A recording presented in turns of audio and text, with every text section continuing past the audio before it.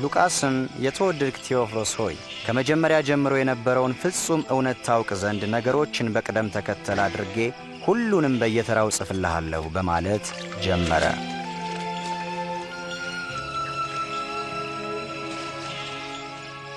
አውግስጦስ ቄሳር የሮም ንጉሥ በነበረበት ዘመን ትልቁ ሄሮድስም ይሁዳን ይገዛ በነበረበት ጊዜ መልአኩ ገብርኤል ናዝሬት ወደምትባለው ከተማ ስሟ ማርያም ወደምትባል ወደ አንዲት ድንግል ከእግዚአብሔር ዘንድ ተላከ።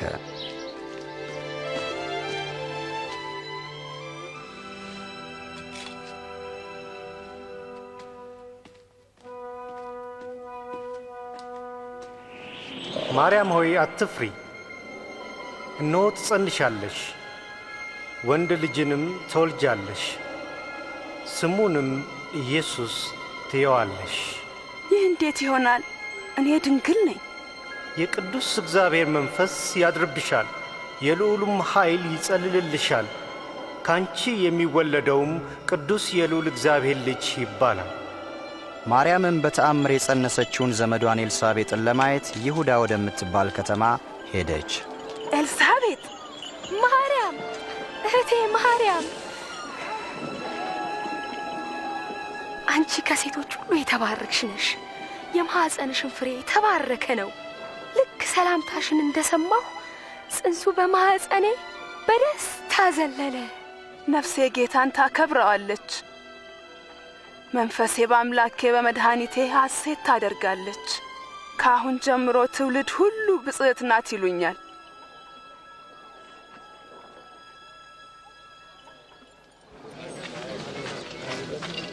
አዋጅ አዋጅ! ሕዝብ ሁሉ ይቆጠር ዘንድ ከአውግስጦስ ቄሳር ትእዛዝ ወጥቷል። ስለዚህ በይሁዳና በገሊላ የምትኖሩ ሕዝቦች ሁሉ በየአባቶቻችሁ የትውልድ አገር እየሄዳችሁ እንድትመዘገቡ ተብሏል።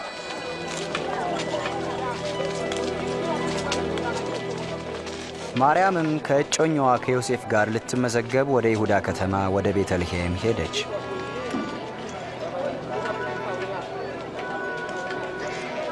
በቤተልሔምም ስፍራው ሁሉ ሞልቶ ስለነበር ለእነርሱ ማደሪያ አልነበረምና ያገኙት የከብቶችን በረት ብቻ ነበር።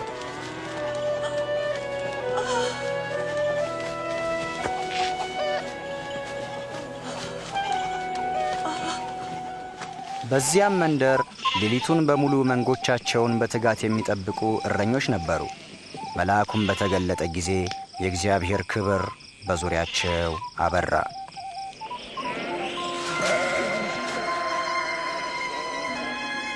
ዛሬ በዳዊት ከተማ መድኃኒት እርሱ ክርስቶስ ጌታ የሆነ ተወልዶላችኋልና አትፍሩ።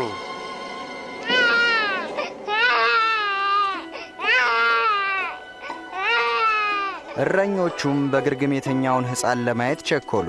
ከዚህም የተነሣ ከድንግል ስለተወለደው አዳኝ የምሥራቹን ለማብሰር የመጀመሪያዎቹ ሆኑ።